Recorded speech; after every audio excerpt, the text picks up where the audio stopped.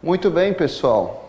Eu sou o professor Leonardo, professor de Direito Constitucional aqui do Energia Concursos, e hoje eu vou começar com vocês justamente o nosso conteúdo de Direito Constitucional. Nós temos aí vários encontros para trabalhar a matéria, dentro daquela nossa proposta de fazermos uma aula intensiva, né? Uma aula bastante compacta, mas que ao mesmo tempo contemple os conteúdos dos principais concursos do Brasil afora. Nós vamos procurar passar para vocês da forma mais didática possível a matéria. A gente sabe que constitucional é uma matéria por vezes complexa para vários alunos, e para nos auxiliar digamos assim, no desvelamento dessa complexidade, nós vamos nos utilizar de várias questões retiradas de bancas de concurso Brasil afora. Então, eu peço que vocês me acompanhem aqui na aula de hoje, porque nós vamos trabalhar hoje a chamada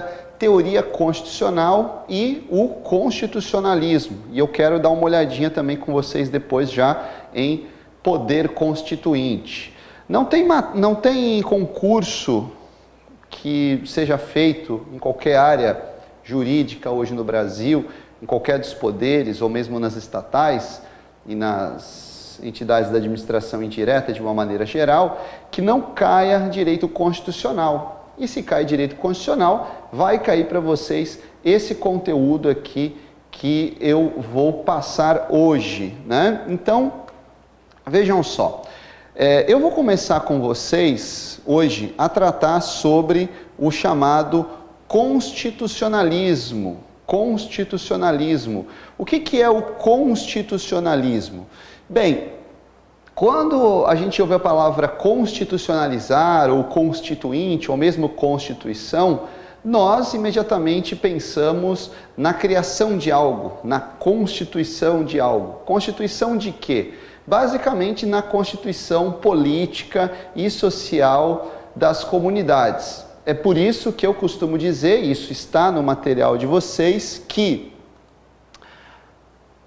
há dois sentidos que a gente pode atribuir ao chamado constitucionalismo, quando nós nos referimos à constitucionalização, à formação, à criação de algo. Nós podemos nos referir aqui ao constitucionalismo num sentido amplo, né? Num sentido amplo. Por que sentido amplo? Porque nós podemos dizer, pessoal, a grosso modo, que todas as sociedades, desde as sociedades primitivas, eram sociedades permeadas por regras básicas, regras essenciais que as regulavam.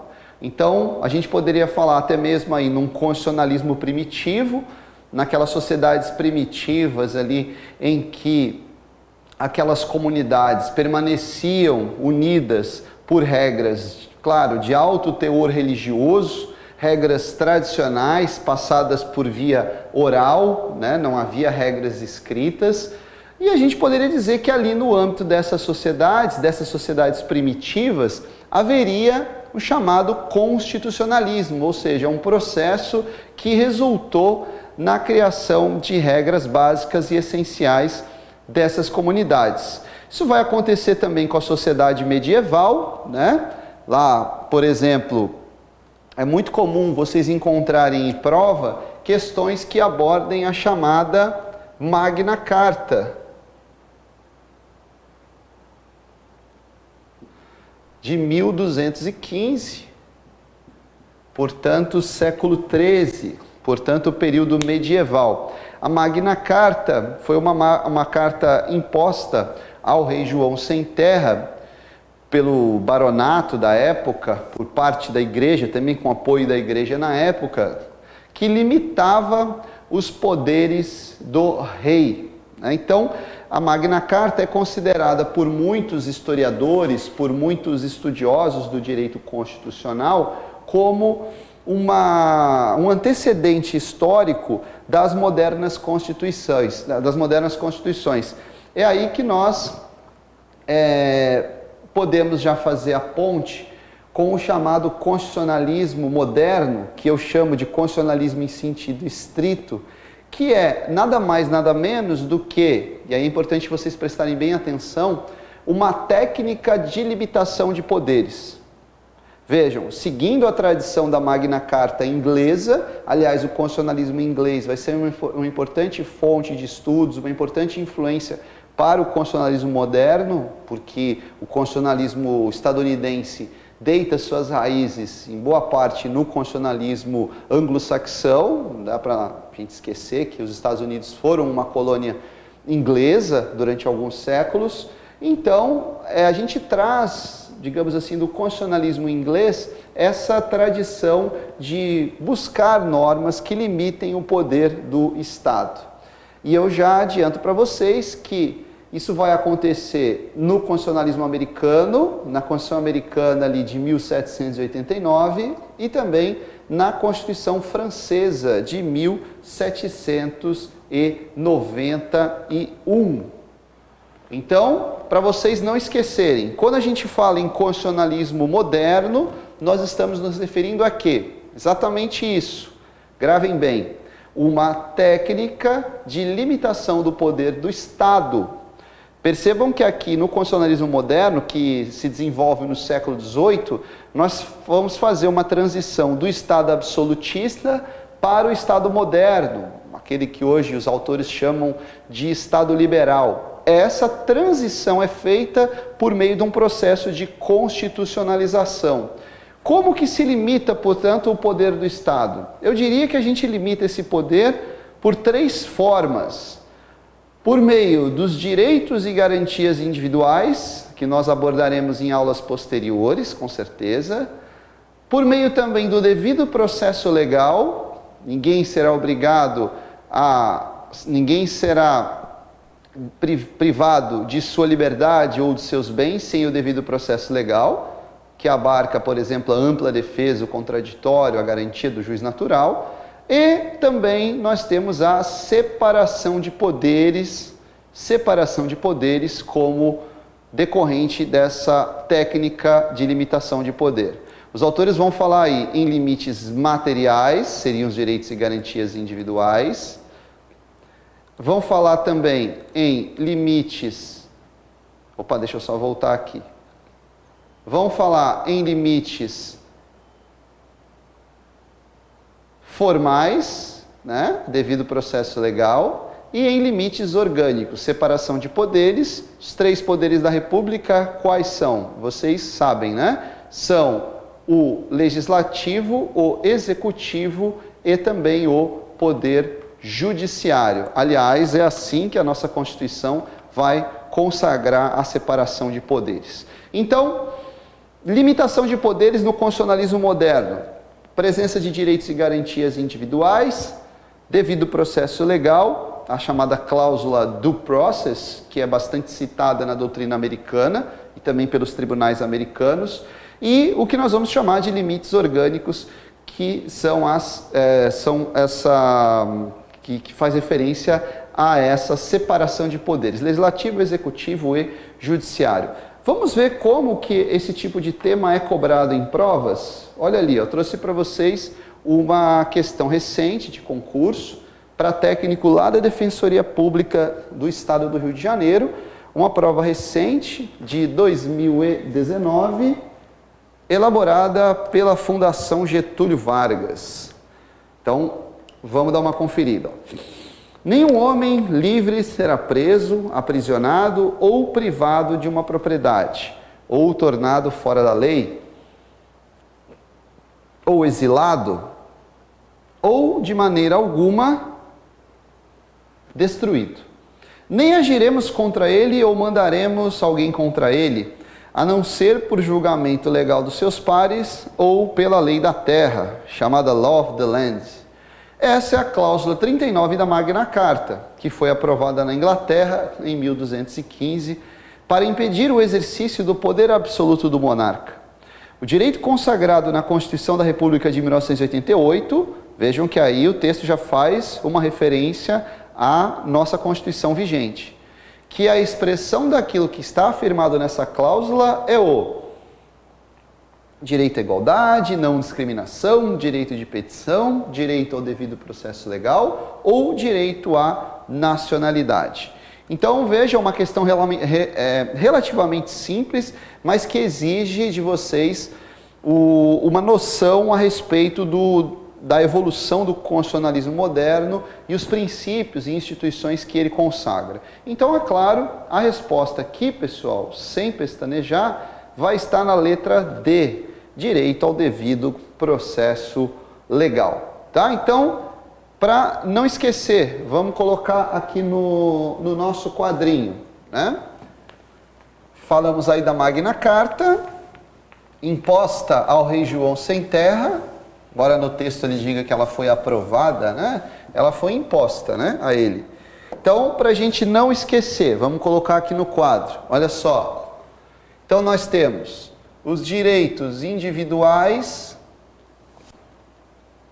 consagrados já na Constituição Americana e nas declarações de direitos da época. Temos o devido processo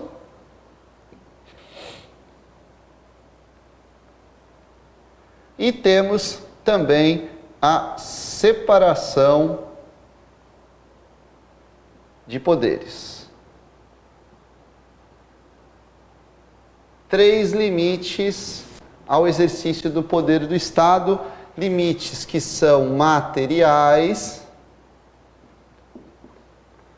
limite formal, né, o respeito ao devido processo legal, e limites orgânicos, que dizem respeito à estrutura e organização do Estado. O Estado deixa de ser um Estado com o exercício do poder mantido de forma unitária para ser um Estado, digamos assim, com o exercício do poder quebrado ou repartido em várias funções. Isso remete imediatamente à clássica obra do Montesquieu, né? O Espírito das Leis. Ele foi quem mais popularizou esse conceito de separação de poderes, embora ele não tenha sido o primeiro a escrever sobre isso. Tá certo? Então, para vocês não esquecerem, tá, pessoal? Esses são aí os limites ao exercício do poder do Estado. Direitos individuais, devido processo legal e também separação de poderes. Eu costumo dizer que o constitucionalismo moderno tem 2 grandes fontes aí. Eu falei do constitucionalismo inglês, que a gente pode considerar também, mas o fato é que ninguém tinha se aventurado a escrever um documento escrito e chamá-lo de Constituição até que os americanos o fizessem, até que os estadunidenses o fizessem lá em 1789. Não por acaso, a mesma data da Revolução Francesa. Então, na França, há também um processo de constitucionalização da sociedade e de aprovação nos anos seguintes da primeira Constituição republicana, a primeira Constituição escrita da Europa, que é a Constituição Francesa de 1791. Então, esses são os 2 principais eixos do constitucionalismo moderno. Eu diria que, tempos depois, o constitucionalismo alemão se aliaria também a esses 2 eixos, formaria aí um triplo eixo do constitucionalismo como um todo, né? Mas, por enquanto, nós temos ali Estados Unidos e França trazendo aí amplas contribuições para o constitucionalismo moderno. Pensem que tudo que nós temos hoje no que diz respeito à estrutura e organização dos Estados modernos, nós vamos encontrar já nesses documentos políticos dos Estados Unidos e também da França. É por isso que eu separei aqui um conjunto de contribuições, de legados que nos foram deixados tanto pelos Estados Unidos quanto pela França. Então, quais são as contribuições do constitucionalismo estadunidense? Para a gente resumir: os direitos individuais e políticos, a noção de federação, que o Brasil importou dos Estados Unidos, né, com resultados que não são sempre similares, né, mas o fato é que a nossa república é uma república federativa. O presidencialismo também é uma herança estadunidense. A ideia de supremacia da Constituição, a gente vai abordar isso mais adiante. Consequentemente, se a Constituição é suprema, deve haver um controle de constitucionalidade das leis para que elas não violem a Constituição, o que os americanos chamam de judicial review. E na França nós vamos ter a separação de poderes, né, uma grande contribuição francesa, e também a própria noção de poder constituinte, que os franceses teorizaram antes dos demais estudiosos, né? Nós vamos encontrar ali já na França uma primeira teorização a respeito do conceito, da concepção de poder constituinte que a gente vai estudar mais adiante. Então, para não esquecer, pessoal, aqui está a síntese do constitucionalismo moderno, essa técnica de controle do poder do Estado, de limitação do poder do Estado, que permite a transição do Estado absolutista para o Estado liberal moderno. Direitos individuais e políticos, depois, obviamente, novos direitos vão ser agregados, vão ser inseridos nesse rol, como, por exemplo, os direitos sociais, a noção de Estado federado, presidencialismo como sistema de governo, a noção de supremacia da Constituição e o controle de constitucionalidade. E, na França, nós vamos ter a separação de poderes e a noção a respeito do conceito de poder constituinte. Vejam só como abre a nossa própria Constituição, lá no seu artigo 1º. Vejam ali, ó, República Federativa do Brasil, formada pela união indissolúvel dos estados e municípios e do Distrito Federal, constitui-se em Estado Democrático de Direito. Aqui entra a questão da democracia, que não havia sido teorizada dessa forma lá no constitucionalismo moderno, tá? A teoria democrática ela vem depois. E tem como fundamentos a soberania, a cidadania, a dignidade da pessoa humana, os valores sociais do trabalho e da livre iniciativa e o pluralismo político. E lá no parágrafo único, todo o poder emana do povo e que o exerce por meio de representantes eleitos ou diretamente nos termos desta Constituição. Então, o povo é o titular do poder político. Não o exerce diretamente, como regra, mas ele é o grande titular. E ali, no artigo 2º, a separação de poderes, independentes e harmônicos entre si, nós temos o legislativo, o executivo e o judiciário. Cada um deles exerce funções típicas e também funções atípicas, que nós vamos estudar mais adiante também. Tá certo? Muito bem, então, quando a gente fala de constitucionalismo, a gente vai fazer essa periodização histórica. A que nos interessa mais, o que sempre vai cair na prova de vocês, como regra, é a herança do constitucionalismo moderno. Ali é o que pega, é ali que vocês têm que dominar. Mas é óbvio que há uma dinâmica muito grande aí, histórica, que pressiona os movimentos constitucionalistas e faz com que eles cada vez mais assimilem novas demandas e que acabem desenhando novos tipos de Estado, as constituições também vão sendo modificadas, ou seja, vai havendo uma, digamos assim, uma evolução dentro do movimento constitucionalista como um todo. Se lá no século XVIII a demanda era uma demanda por direitos individuais, por impor limites ao poder do Estado, então você tinha ali uma forte presença de demandas por garantias ao direito de propriedade, com o tempo as demandas passam a ser outras. Não quer dizer que essas primeiras demandas elas fiquem de lado, mas nós passamos a demandar outros direitos perante o Estado e a coletividade. Por exemplo, os direitos sociais, os direitos coletivos. Hoje se fala muito do direito ao meio ambiente, né? Já há algumas décadas isso entrou na pauta, e as constituições, por sua vez, vão assimilando essas novas demandas e convertendo-as em direitos. É por isso que se diz que a Constituição de 88 é uma Constituição muito ampla, que ela traz um rol muito completo de direitos, porque ela é fruto de um momento histórico em que esses direitos, a demanda por esses direitos, estava muito latente na sociedade brasileira e isso acabou desaguando no processo da Constituinte de 1988. Dentro dessa mudança de concepção no âmbito dos movimentos constitucionalistas, não dá para a gente ignorar a presença do movimento que nós vamos chamar de neoconstitucionalista. O que vem a ser o neoconstitucionalismo, pessoal? Isso tem caído bastante em prova, conforme nós vamos ver nas questões que nós vamos responder daqui a pouquinho. O que é o neoconstitucionalismo? O que vem a ser isso? Já está no nome, né? Neo é novo, mas novo por quê? O que ele tem de novo? Bem, na passagem do pós-guerra ali, quando a gente entra naquele período pós-Segunda Guerra Mundial, parte da doutrina, parte dos movimentos políticos se dá conta de que era necessário que o Estado se preocupasse com outros valores, além daqueles com os quais ele tinha lidado em tempos anteriores. Ou seja, você tinha ali a consagração de Estados de Direito, seja na Europa, ou nas Américas, ou mesmo no Oriente, e esse Estado de Direito, que era o Estado regido pela lei, ele não tinha, digamos assim, sido bem sucedido no que diz respeito à proteção da dignidade da pessoa humana. Basta ver o que aconteceu na Europa, com a ascensão dos movimentos fascistas e nazistas, as crises, né, em países como Estados Unidos e México. Então, o que surge a partir dessas crises? Né? Surge um movimento que ele tem diversas facetas, ele é bastante plural, bastante heterogêneo, mas que normalmente a doutrina costuma denominar de neoconstitucionalismo. Os neoconstitucionalistas, eles de uma maneira geral apresentam as seguintes preocupações, e o movimento neoconstitucionalista ele vai nos trazer algumas características específicas que eu procurei resumir e sintetizar no nosso material.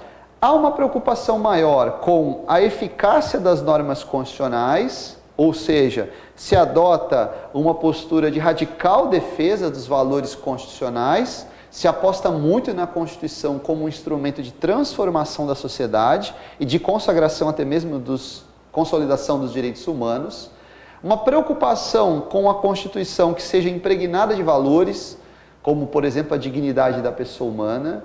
Há uma preocupação também com os direitos sociais, naquilo que nós poderíamos chamar de uma subvertente do neoconstitucionalismo, que é o constitucionalismo social.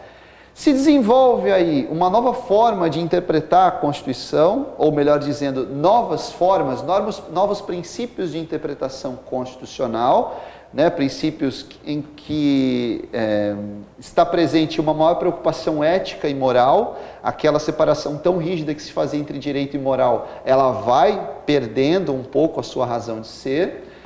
E há também uma reformulação da ideia de separação de poderes, né? O judiciário, por exemplo, deixa de ser apenas a chamada boca da lei para ter uma função um pouco mais proativa e, consequentemente, se aposta mais na jurisdição constitucional, no poder das cortes constitucionais, para fazer valer os princípios e valores das constituições contemporâneas. Hoje o neoconstitucionalismo é objeto de algumas críticas, porque as teses neoconstitucionalistas elas permitiram, de uma certa forma, uma expansão da atuação do Poder Judiciário e o avanço do Poder Judiciário sobre as competências dos outros poderes, sobretudo do Poder Legislativo. Há, portanto, sempre uma revisão crítica do neoconstitucionalismo. Mas, de uma maneira geral, no Brasil, o que vocês vão encontrar entre os autores é uma defesa de um neoconstitucionalismo bastante combativo, né, calcado na necessidade de implementação dos princípios constitucionais e que se baseia muito nessa ideia de efetividade da Constituição, uma efetividade a ser assegurada de maneira bastante contundente pelo Poder Judiciário, pelas Cortes Constitucionais, que no Brasil significa uma aposta na atuação do Supremo Tribunal Federal, sobretudo, e nós temos aí uma grande crítica àqueles modelos mais formalistas de direito que foram consolidados durante o século XX. Aqui um adendo, é bom lembrar que a doutrina que predomina durante o século XX é a doutrina positivista, normativista, que enxerga o direito apenas do ponto de vista lógico-formal, não enxerga o direito como um elemento permeado por valores, né? Não é um fenômeno social. A ciência do direito, melhor dizendo, ela não se preocupa com valores éticos. O objeto do direito é o estudo das normas. A ética deve ser estudada pelos filósofos, né? A sociedade como um todo é estudada pelos sociólogos. Há uma preocupação aqui em delimitar um objeto para o direito que é apenas a norma.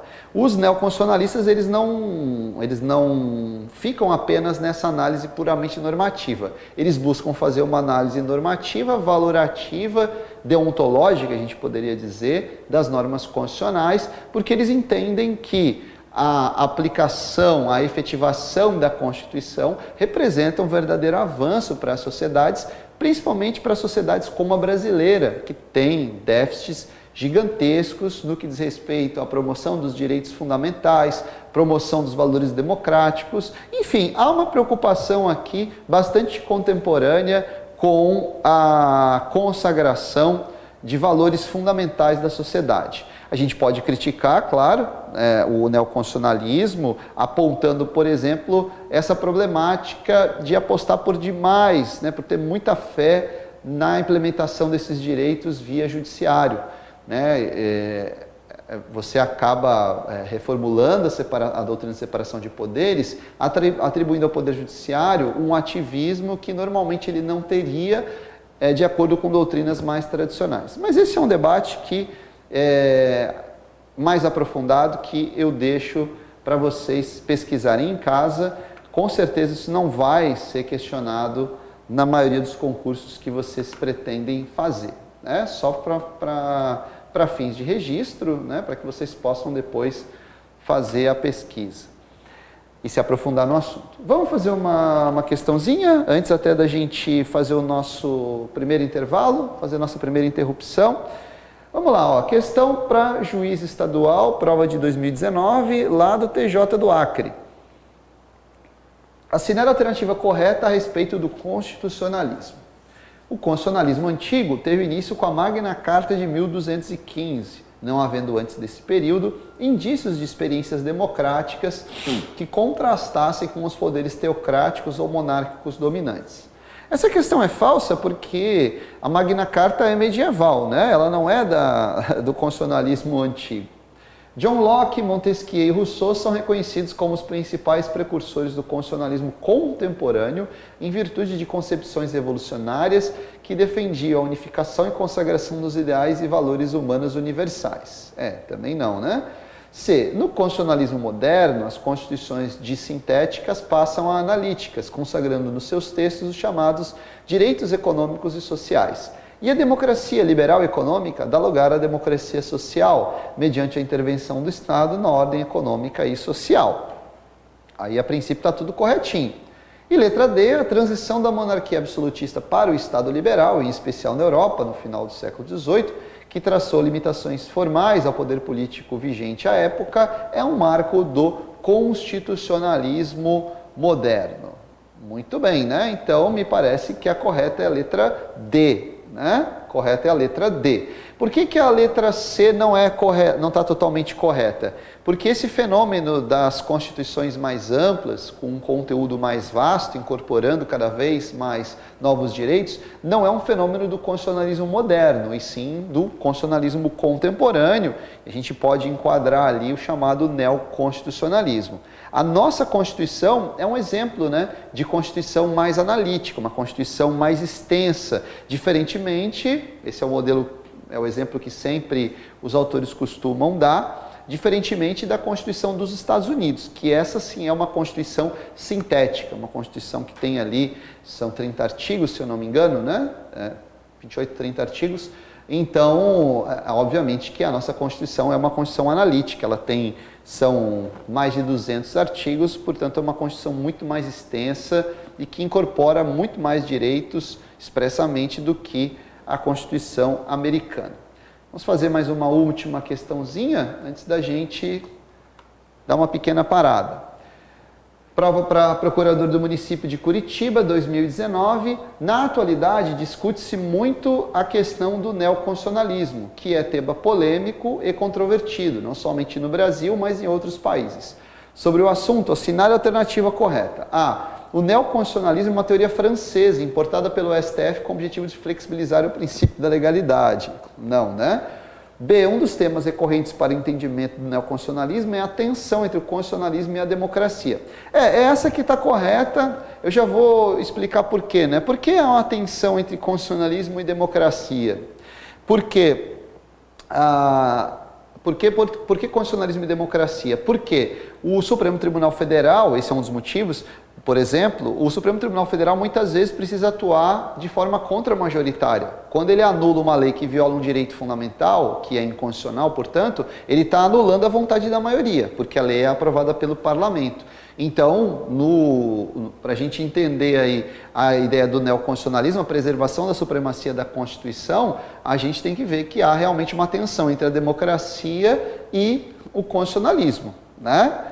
Esse é um ponto básico aí. Nem sempre aquilo que é deliberado pela maioria vai ser admitido do ponto de vista constitucional. Certo, pessoal? Então, vamos fazer aí uma pequena pausa.